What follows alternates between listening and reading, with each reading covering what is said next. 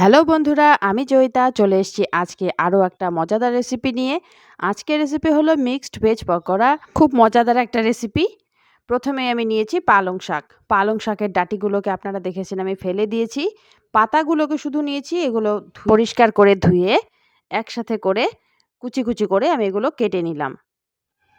এবারে দিয়ে দেব কয়েকটা ধনেপাতা। ধনেপাতাগুলো পরিষ্কার করে ধুয়ে কুচি করে কেটে পালং শাকের সাথে মিশিয়ে দেব। এরপর দিয়ে দিচ্ছি একটু বাঁধাকপি কুচি, দিয়ে দেব কয়েকটা মটরশুঁটি, আর দিয়ে দিচ্ছি একটু গাজর কুচি। সব কিছু মিশিয়ে নিলাম। এবার এর মধ্যে দিয়ে দিচ্ছি বেসন। বেসন দিচ্ছি আমি ৩ চামচ। এবারে দিয়ে দেব স্বাদ মতো লবণ, ১ চামচের অল্প কম, খুব সামান্য হলুদ গুঁড়ো, হাফ চামচ গুঁড়ো চিনি, কাশ্মীরি লঙ্কার গুঁড়ো খুবই সামান্য, দিয়ে সব কিছু একসাথে মিশিয়ে নেব। জলের দরকার পড়বে না, মাখতে মাখতেই এগুলো নরম হয়ে যাবে। এবারে আমি কয়েকটা কাঁচা লঙ্কা কুচি এর মধ্যে মিশিয়ে দিলাম। মেশানো হয়ে গেল।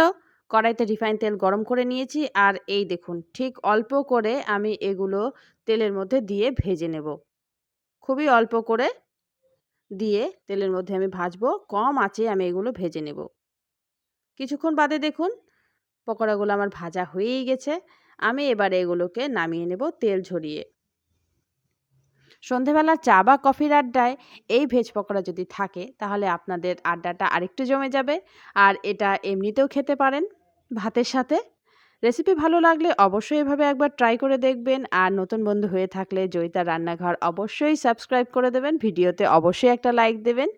ফিরে আসবো খুব তাড়াতাড়ি আরও একটা রেসিপি নিয়ে। সবাই খুব ভালো থাকবেন।